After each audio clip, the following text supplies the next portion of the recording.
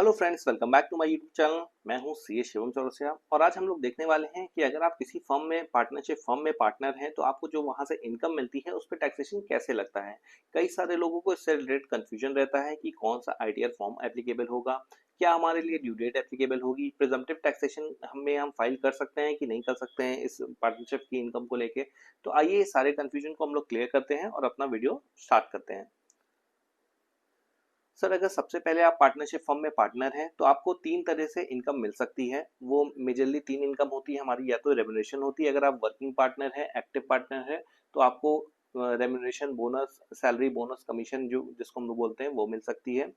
Interest मिल सकता है, अगर आपने कोई कैपिटल इन्वेस्ट करी, कंट्रीब्यूट करी है अपनी पार्टनरशिप फर्म में तो आपको इंटरेस्ट मिल सकता है उस पे। और पार्टनरशिप अगर फर्म जो है आपकी अगर प्रॉफिट में आती है तो वो शेयर ऑफ प्रॉफिट में से आपको कुछ अमाउंट पे कर सकती है। ये तीन इनकम जो होती है हमें पार्टनरशिप फर्म से मिल सकती है। लेकिन इन तीनों का जो टैक्स ट्रीटमेंट जो है हमारा वो अलग होता है।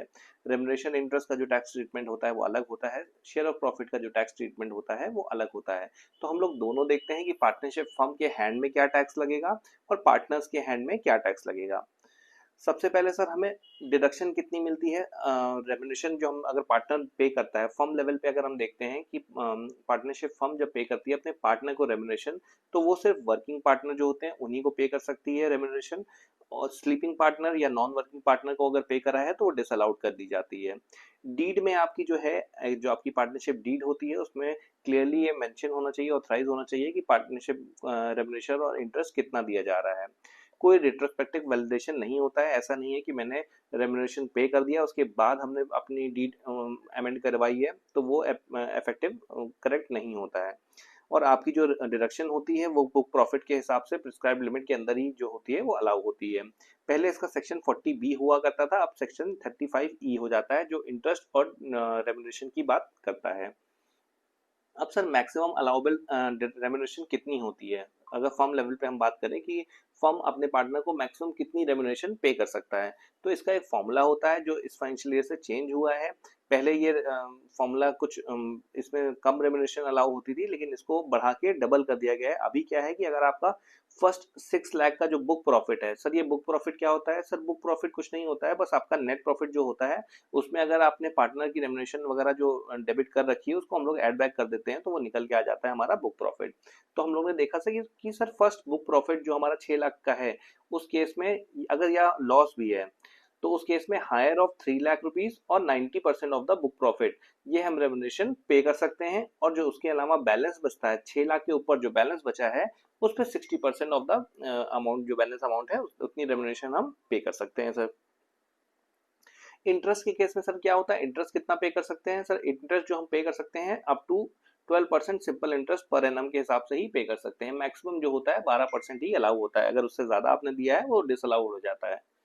इसको एक हम लोग एग्जांपल देखते हैं। अगर हम लोग का book profit for example 20 lakh rupees है, 20 लाख रुपीज हमारा बुक प्रॉफिट है, तो हम रेमुनरेशन कितनी दे सकते हैं इसको हम लोग एक बार कैलकुलेट करते हैं कि सर फर्स्ट 6 लाख पे, मतलब फर्स्ट 6 लाख पे हम कितना दे सकते हैं 90% ऑफ बुक प्रॉफिट, मतलब 5,40,000 और 3 lakh whichever is higher. तो 5,40,000 रुपए हमारा हायर हो गया, ये मैं दे सकता हूँ। और बैलेंस कितना हुआ सर, सर हमारा 20 लाख में बैलेंस हमने देख लिया तो 14 लाख बचा। 14 लाख का हमारा जो होगा 60% हम पे कर सकते हैं ये, तो 8,40 हो गया। टोटल हमारा रेमुनरेशन मैक्सिमम कितनी अलाउ कर सकते हैं, 13,80,000 रुपए तक हम अलाउ कर सकते हैं। फॉर एग्जाम्पल अगर फर्म ने इससे ज्यादा कुछ पे कर रखा है तो वो डिसअलाउड हो जाएगा। फॉर एग्जाम्पल अगर फर्म ने यहाँ पे देखा कि हमने 16 लाख रुपीज अपने पार्टनर को रेमुनरेशन पे कर रखी है तो अलाउबल कितना होगा सर, 13,80,000 रुपीज अलाउ हो जाएगा और 2,20,000 हमारा डिसअलाउड हो जाएगा। जो भी डिसअलाउड होगा ये हमारे फर्म के हाथ में टैक्सेबल होगा और पार्टनर के हाथ में एग्जेम्प्ट होगा। फिर हम लोग देखते हैं सर इसमें टैक्स ट्रीटमेंट अब पार्टनर के लेवल पे। हमने देख लिया फर्म के लेवल पे क्या होगा, अब पार्टनर के लेवल पे देखते हैं। अगर तो पार्टनर के लेवल में remuneration and interest on capital जो भी मिलता है वो PGBP, profit and gain from business and profession के हैंड में टैक्सेबल होगा पार्टनर के हैंड में। जो भी अमाउंट जो हमारा टैक्सेबल हुआ है, अगर कोई अमाउंट डिसअलाउड हो गया रेमुनरेशन, जैसे भी हम लोग ने ऊपर देखा 16 लाख रुपीज हमने पे कर रखा था लेकिन 13,80,000 रुपए तक ही अलाउड थी, तो जो एक्सेस 2,20,000 थी वो यहाँ पे टैक्सेबल नहीं होगी पार्टनर के हेड में क्योंकि वहां डिसअलाउड हो गई है। एक इनकम एक ही जगह टैक्स होगी, डबल टैक्सेशन नहीं होगा।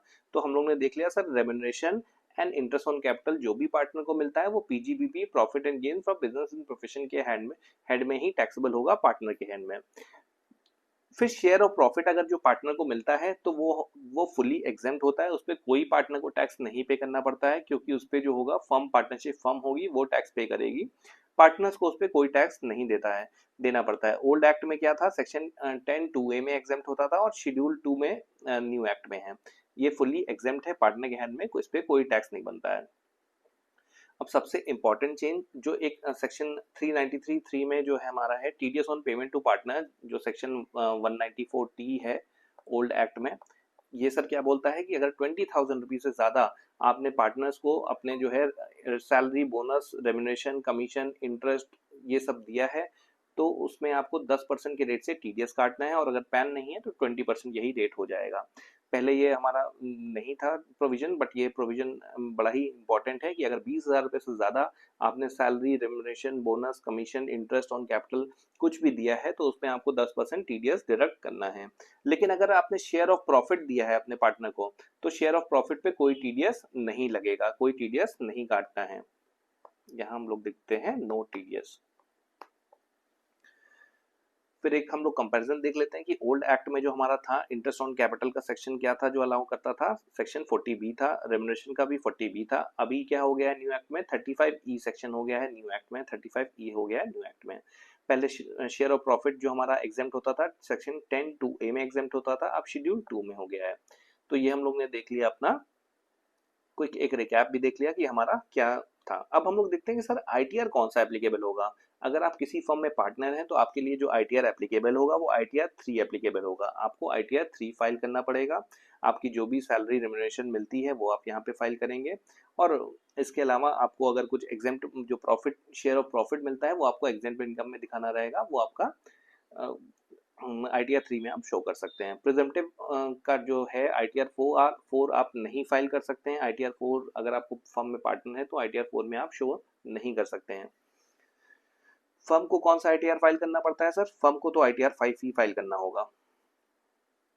ड्यू डेट क्या होगी हमारी, ड्यू डेट जो हमारी इस फाइनेंशियल 25-26 से ड्यू डेट होने वाली है। अगर आपका फर्म जो है पार्टनरशिप फर्म है उसका ऑडिट नहीं होता है तो 31 अगस्त 2026 आपके लिए ड्यू डेट रहेगी। और अगर आप फर्म का जो है ऑडिट होता है 44AB में जो ऑडिट होता है तो इस केस में हमारी ड्यू डेट क्या हो जाएगी, 31 अक्टूबर 2026 हो जाएगी। प्रिजम्पटिव टैक्सेशन का हम लोगों ने देख लिया कि प्रिजम्पटिव टैक्सेशन अगर हमारा होता है, पहले जो हमारा ओल्ड एक्ट में जो हमारा सेक्शन 44AD, ADA, AE ये हमारे जो सेक्शन होते थे, अब न्यू एक्ट में सेक्शन 58 हो गया है। इस केस में हमारा नॉट एलिजिबल, हमारा प्रेजेंटेड टैक्सेशन हम ऑप्ट नहीं कर सकते हैं, ना ही बिजनेस में ना ही प्रोफेशन में। प्रोफेशन में कुछ जगह कंफ्यूजन है बट स्टिल हम लोग ऑप्ट नहीं कर सकते हैं एज ऑफ नाउ। तो अपनी पार्टनरशिप डीड हमें ड्राफ्ट करते वक्त ये हमें क्लियरली देख लेना चाहिए कि हमारी जो भी रेम्यूनरेशन मेंशन है वो क्लियरली मेंशन होनी चाहिए एज पर जो भी 35E की जो हमारी रेफरेंस है उसके अकॉर्डिंग होनी चाहिए। इंटरेस्ट जो है अलाउबल जितना है वो मेंशन होना चाहिए, ताकि इससे फ्यूचर में रिलेटेड हमारा कोई भी लिटिगेशन या फ्यूचर में टैक्स नोटिस ना हो। आई होप ये वीडियो आपके लिए हेल्पफुल रहा होगा। ऐसी और इंटरेस्टिंग अपडेट के लिए मेरे चैनल को लाइक करिए, शेयर करिए, सब्सक्राइब करिए। Thank you so much for watching the video.